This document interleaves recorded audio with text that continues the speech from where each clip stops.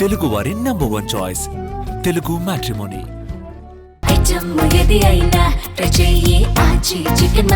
ఆచి chicken masala. Press మీట్లో జగన్ జోకులు. ఇంతకీ ప్రెస్ మీట్ ఏంటి, జోకులు ఏంటి అని అనుకుంటున్నారా? అయితే ఈ వీడియోని ఎక్కడ స్కిప్ చేయకుండా చూడండి. వివరాలకు వెళ్ళినట్లయితే మాజీ ముఖ్యమంత్రి జగన్మోహన్ రెడ్డి ప్రెస్ మీట్లు పెడతాం ఈ మధ్య పరిపాటి అయిపోయింది కదా.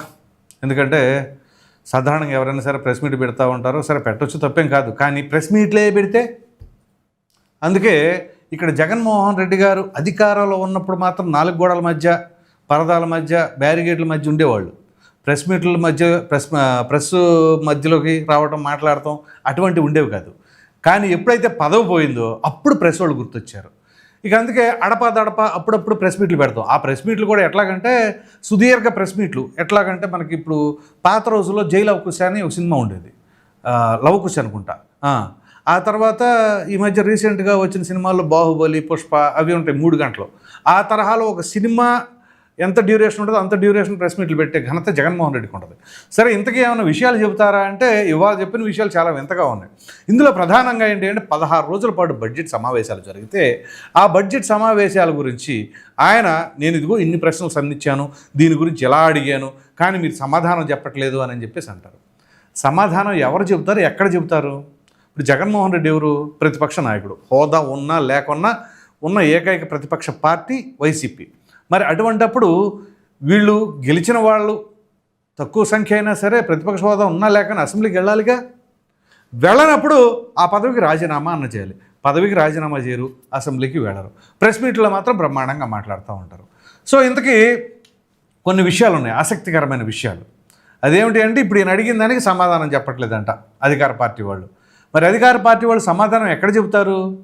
అసెంబ్లీకి వెళితే అక్కడ ప్రశ్నిస్తే ఖచ్చితంగా సమాధానం చెప్తారు. ప్రజలందరూ వీక్షిస్తారు కాబట్టి అక్కడ ఒకవేళ సమాధానం చెప్పడంలో ప్రభుత్వం విఫలమైతే అది ప్రజలకు అర్థమవుతుంది, మీరు ఎండగట్టండి.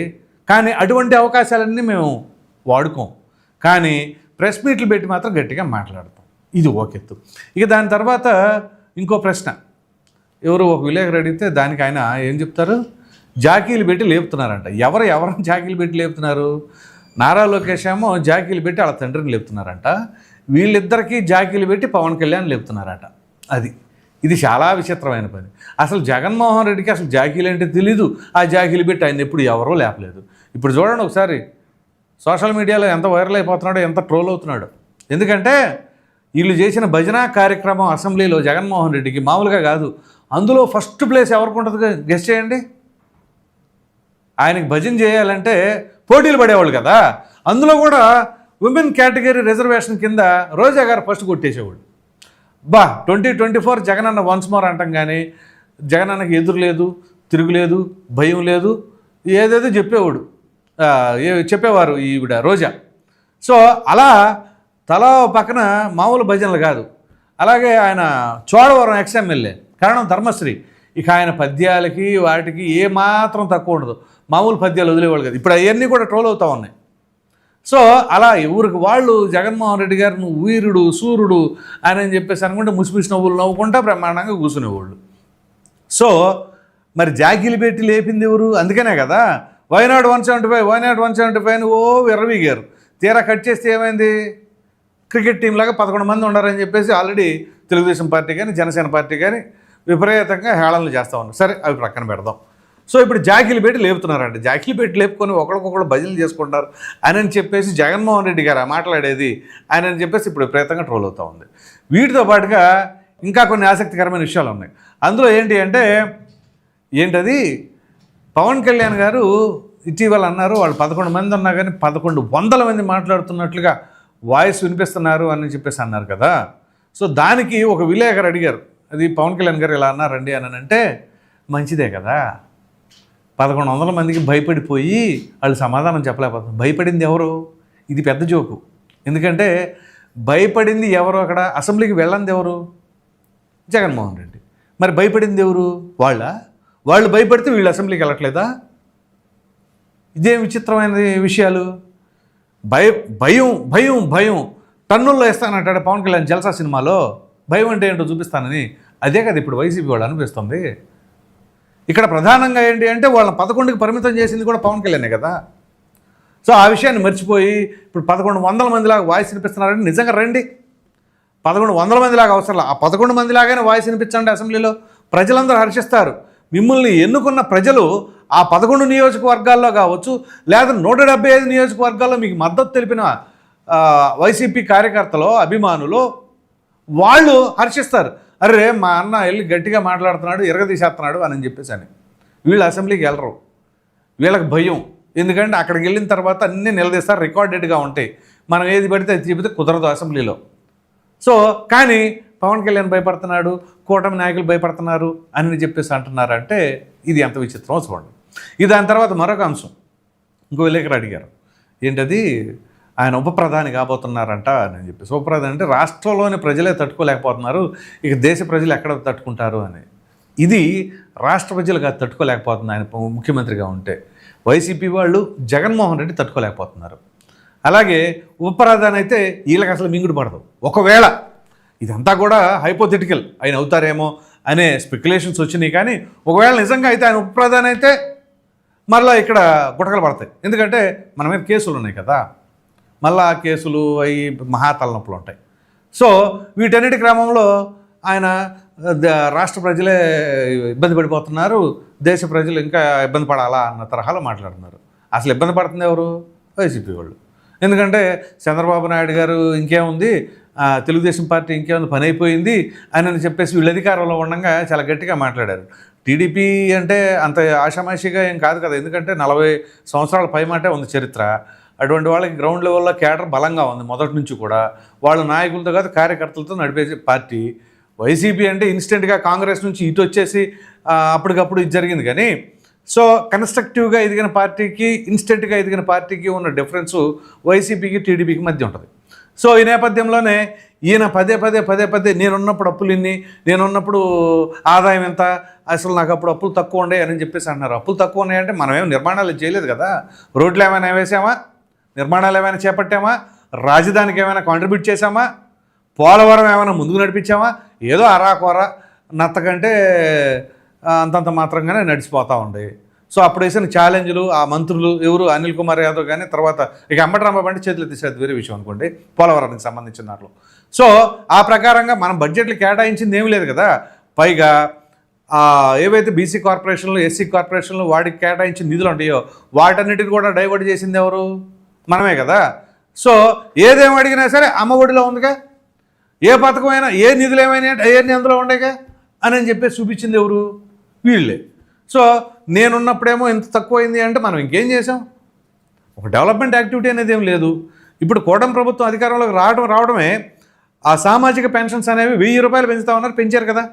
పైగా విత్ ఎరియర్స్ ఇస్తామని చెప్పేసి 3 months ఎరియర్స్తో సహా ఇచ్చారు కదా, 7000 అప్పుడు తొలి నెలలోనే. అట్లాగే తల్లికి వందనం అనే పథకంలో ఇంట్లో ఉన్న పిల్లలందరికీ ఇస్తామన్నారు కదా, ఇచ్చారు కదా.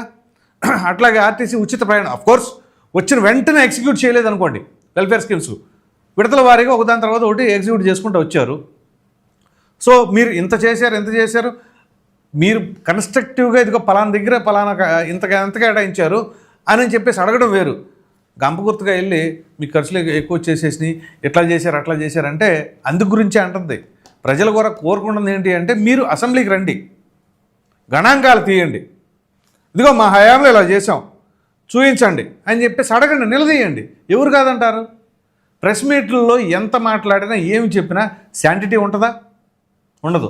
అదే అసెంబ్లీలో మాట్లాడితే శాంటిటీ ఉంటుంది. అదే డిఫరెన్సు. మరి ఆ మాత్రం లాజిక్ వీళ్ళకి ఎందుకు అర్థం కావట్లేదు? పదే ఎన్నిసార్లు చెప్పినా ప్రెస్ మీట్లు పెట్టేసి ఇదే మాట్లాడతారు. ఇంకా ఫినిషింగ్ టచ్ ఇంకోటి ఉందండోయ్, could you speak briefly in English అని చెప్పేసి ఒక విలేకరు అడిగారు నేషనల్ పత్రికతను. దానికి ఇంత పెద్ద విషయం అంత బ్రీఫ్గా ఎలా చెప్పగలవు అని చెప్పేసి క్లోజ్ చేశారు జగన్మోహన్ రెడ్డి గారు. అదే లాస్ట్ మంచి భలే ఉంటుంది. సో ఆ తరహాలో ఈయన ఏమి చెప్పదలుచుకున్నాడో అవే అక్కడికి ఎదరు వాళ్ళు క్వశ్చన్ వేసినా ఏం వేసినా సరే ఇక ఎంత సైడ్ ట్రాక్ అయిపోతాయి. సో ప్రధానంగా చెప్పుకోవాల్సి వచ్చింది ఏంటి అంటే వీళ్ళు అసలు భజన చేయటం, అలాగే అబ్బా మీ అంత లేరు అని చెప్పేసి అని చంద్రబాబు నాయుడు గారికి వీళ్ళు లేపుతున్నారు వాళ్ళు లేపుతున్నారు అని అసలు జగన్మోహన్ రెడ్డి గారికి ఏ రకంగా లేపారు? జోగి రమేష్ కూడా బయటికి వెళ్ళినప్పుడు ఈ ఆర్ఫై జోన్లు ఇల్లు కేటాయించాలి పేదలకు అన్నప్పుడు ఆ కార్యక్రమంలో కూడా అసలు మామూలుగా కాదు, మా జగనన్న అది ఇది అని చెప్పేసి అనడం, ఎదుటి వాళ్ళని బూతులు తిడతాం. ఇక మన రోజా గారు, అనిల్ కుమార్ యాదవ్, ఇక చిట్ట చాలా ఉండేది. అలాగే కొడాలి నాని, పేరు నాని, అంబటి రాంబాబు, అబ్బో వీళ్ళందరూ అసలు మామూలుగా కాదు. వెల్లంపల్లి శ్రీనివాసు అసలు ఇప్పుడు ప్రెస్ మీట్లు పెట్టట్లేదు, అది వేరే విషయం. గుడివాడ అమర్నాథు, చాలా ఆణిముత్యాలు ఉన్నాయి. ఆయన పేరేంటి, సీదిరి అప్పలరాజు, ఆయన అసలు మామూలుగా కాదు. చంద్రబాబు నాయుడికి మానసికంగా బాగాలేదు, ఇక్కడే హాస్పిటల్లో చూపించాలన్నాడు. మరి ఇప్పుడు ఆయన ఎక్కడ ఉన్నాడు, ఏ హాస్పిటల్లో ఉన్నాడు అంటే ఆయన డాక్టర్ కదా, ఏ హాస్పిటల్లో ఉన్నారు మరి ఆయన?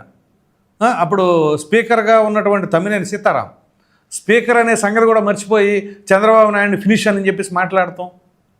సో వీళ్ళందరిలో కంటే చాలా హుందాగా ఎలా కన్స్ట్రక్టివ్గా మాట్లాడాలో బొత్స సత్యనారాయణ గారే మాట్లాడింది ఆ రకంగా. ఇంక ఏ ఒక్కరు తీసుకున్నా కానీ ఆ సబ్జెక్టు ఉండదో, పైగా హేళనలో అదేమంటే బూతులు, లేకపోతే ఈ చంద్రబాబు నాయుడు గారిని తిడుతూ జగన్మోహన్ రెడ్డిని పొగుడుతూ అలా సమయాన్ని గడిపేసి ఆ 5 ఏళ్ల అధికారంలో ఉండంగా అసెంబ్లీ సమావేశాలు ఈ చెక్క భజనకే సరిపోయింది తప్ప ప్రజల కోసం మనం ఏం చేసామనేది మాత్రం ఏమి లేదు. అదేమంటే బటన్ నొక్కుడు కార్యక్రమం. ఇక బటన్ నొక్కుడు కార్యక్రమం తప్ప ఇదిగో ఇది ఫలానా చేసామని చెప్పేసి ఏదైనా ఉందా? చివరికి ఎన్నికల ముందు కూడా వీళ్ళు చెప్పుకుంది ఏంటి, ఇదిగో నేను పెట్టుబడులు తెచ్చాను, ఇన్ని ఫ్లైఓవర్లు నిర్మించాను, ఇంత డెవలప్ చేశాను, ఇన్ని రోడ్లు వేసాను, ఇన్ని ఉద్యోగాలు వచ్చినాయి అనేది అని చెప్పారా? అదేమంటే సెక్రటేరియట్, గ్రామ సచివాలయాలు, వాలంటీర్లు, బటన్ నొక్కుడు కార్యక్రమం. ఈ 3 తప్ప ఇంకేమైనా చెప్పుకోగలిగారు వాళ్ళు? చెప్పడానికి ఏమైనా ఉందా? మరి వాళ్ళే చెప్పుకోలేకపోయారంటే ఇక ప్రజలకు ఏమర్థమైంది? ఇది పరిస్థితి. సో ఇవాళ వచ్చేసి అప్పులు ఎక్కువ చేసేస్తున్నారంటే వాళ్ళు అసలు పాపం అప్పులే చేయలే, ఏమి చేయలే, అప్పులు చేయలేదు, మద్యం పాలసీలు మార్చలేదు, అలా జరిగిపోయిందనమాట. సో మొత్తమే చెప్పుకోవాల్సి వస్తే జగన్మోహన్ రెడ్డి గారు ప్రెస్ మీట్ పెట్టారంటే సాధారణంగా వైసీపీ వాళ్ళు చూసేదానికంటే కూడా ట్రోలర్స్ ఎక్కువగా ఎదురు చూస్తూ ఉంటారు, మనకు మంచి కంటెంట్ వస్తుంది, ఆ తరహాలోనే ఉంది ఇప్పుడు. సో మరి జగన్మోహన్ రెడ్డి ప్రెస్ మీట్ పైన మీ అభిప్రాయం ఏంటి అనేది ఖచ్చితంగా కామెంట్ సెక్షన్లో తెలియచేయండి. Thank you.